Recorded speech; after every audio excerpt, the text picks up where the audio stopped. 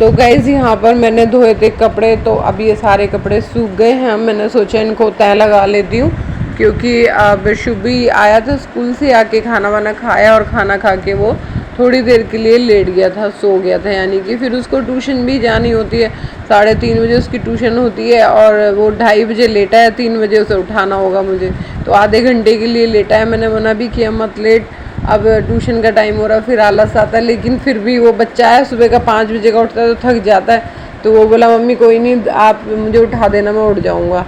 तो बस अब मैंने सोचा ये सारे कपड़े तह लगा देती हूँ और फिर उसके बाद शुभ को उठाऊँगी, क्योंकि कपड़े धोना आसान है, मुझे कपड़े तह लगाना बड़ा गंदा लगता है। ये सबसे बड़ा वाला काम लगता है, कपड़ों को समेटना, और वो भी अलग अलग समेटना। बच्चों के अलग हैं, मेरे अलग हैं, शुभ के अलग, अन्नू के अलग, सबके अलग अलग करके अलग कवर्ड में रखना होता है। तो वो भी बहुत एक बड़ी मुश्किल लगती है, धोना और सुखाना तो एक आसान होता है।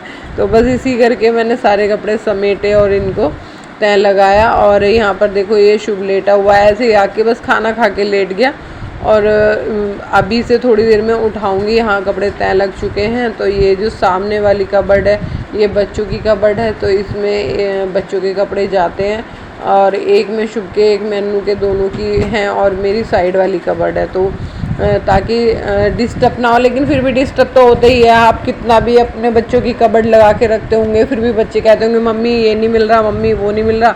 बच्चे तो आवाज़ लगाते ही रहते हैं, तो इसलिए फिर भी मैं इनकी एक अलग करने के बावजूद भी मुझे ही करना पड़ता है।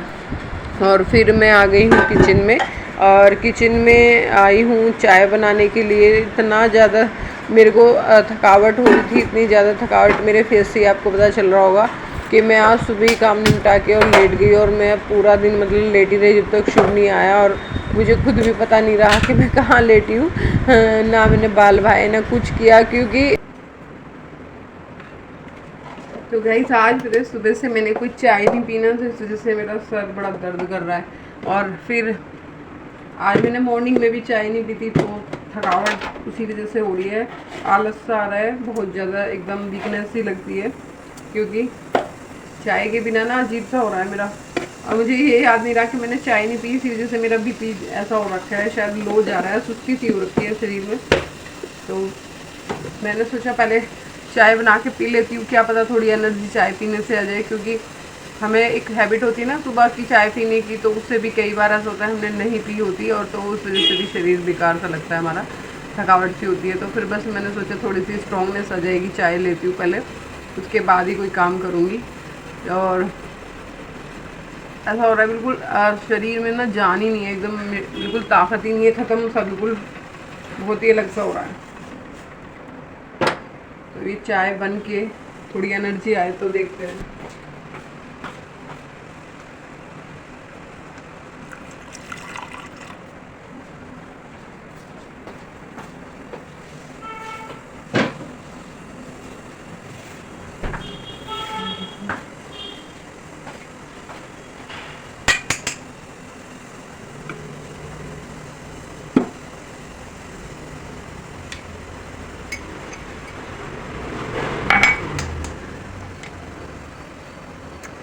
हाँ, क्योंकि मैं डेली चाय पीती हूँ। आज पता है सुबह सुबह ही मेरी जब मैं आँख खुली ना, मतलब सो के उठी, तो इतनी ज़्यादा गर्मी थी, मेरा गर्मी के को देखते हुए ना बिल्कुल भी मन नहीं किया कि मैं चाय पीऊँ, बिल्कुल भी चाय पीने की इच्छा नहीं होती, इसलिए मैंने चाय बनाई नहीं थी सुबह। और आज कोई सुबह की चाय नहीं पी, लेकिन मुझे नहीं पता था चाय नहीं पीने से सर दर्द हो जाता है।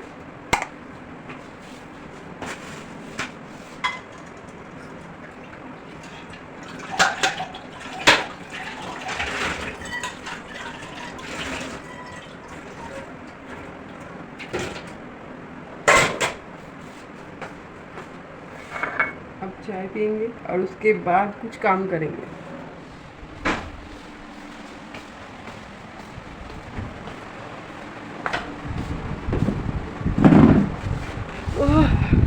भाई कल चले तो गए हम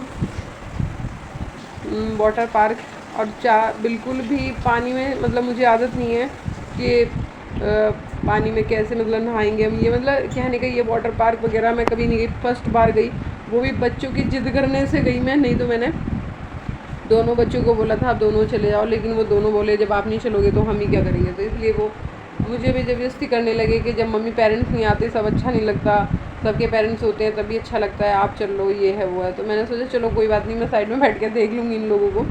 एक होता है निगरानी सी हो जाती है, बच्चे पानी में, गहरे पानी में न चले जाएँ, कहीं ना चले जाएँ।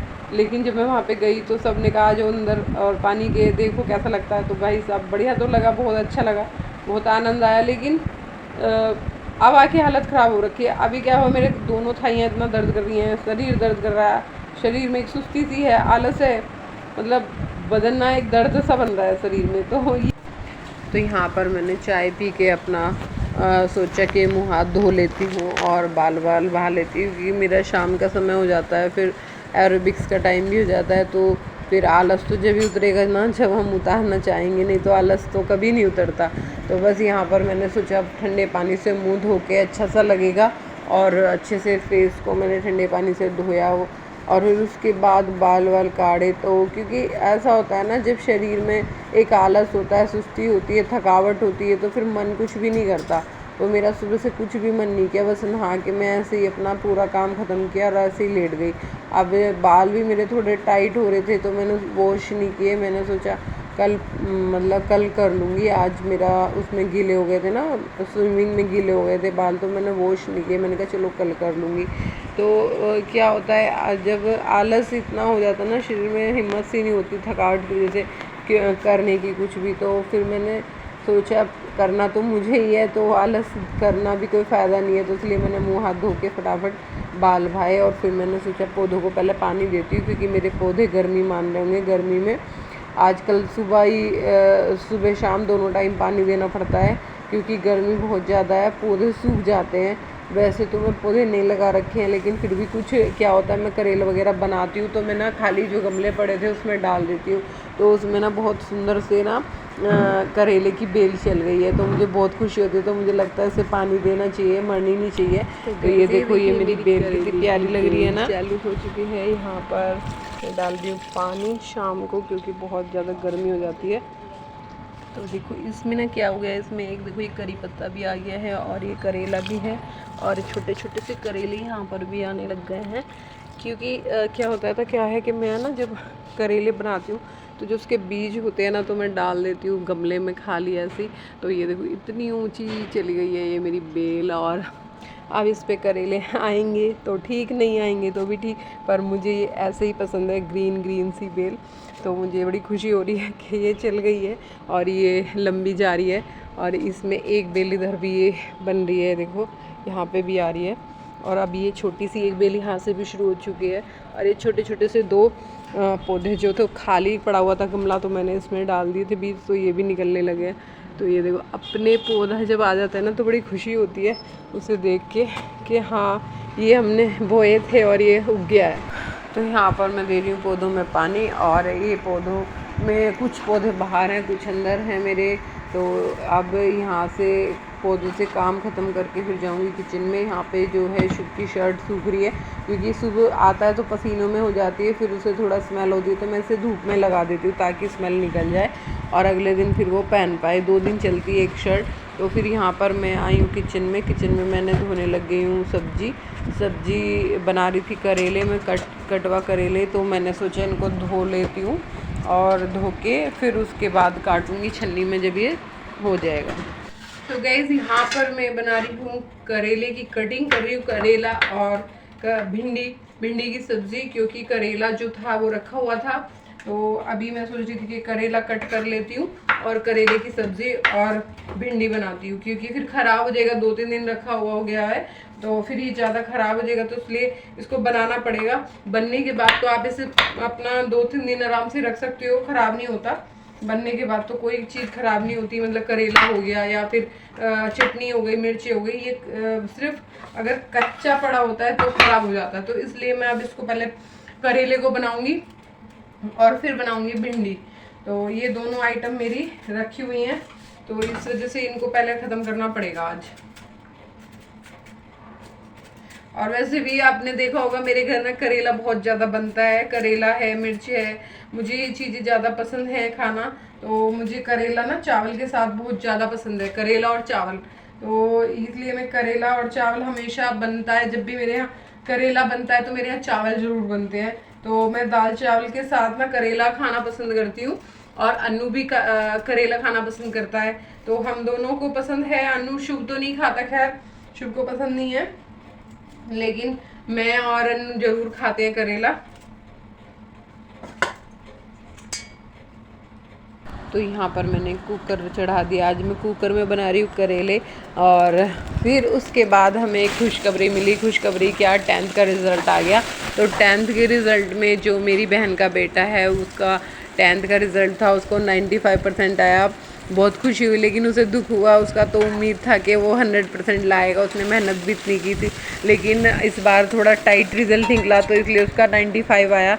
लेकिन फिर भी खुशी की बात है, हमारे लिए बहुत दिल खुश हुआ। कहते हैं ना, एकदम किसी चीज़ का हमें वेट होता है, इंतज़ार होता है, और उस चीज़ को वो होती है तो अचानक से तो बड़ी खुशी होती है। तो मेरी बहन ने मुझे कॉल करके बताया कि बहन नमन के ना 95% आए और वो पास हो गए, तो बहुत खुशी हुई। और कॉन्ग्रेचुलेशन नमन, ऐसे ही आगे बढ़ते रहो, खुश रहो।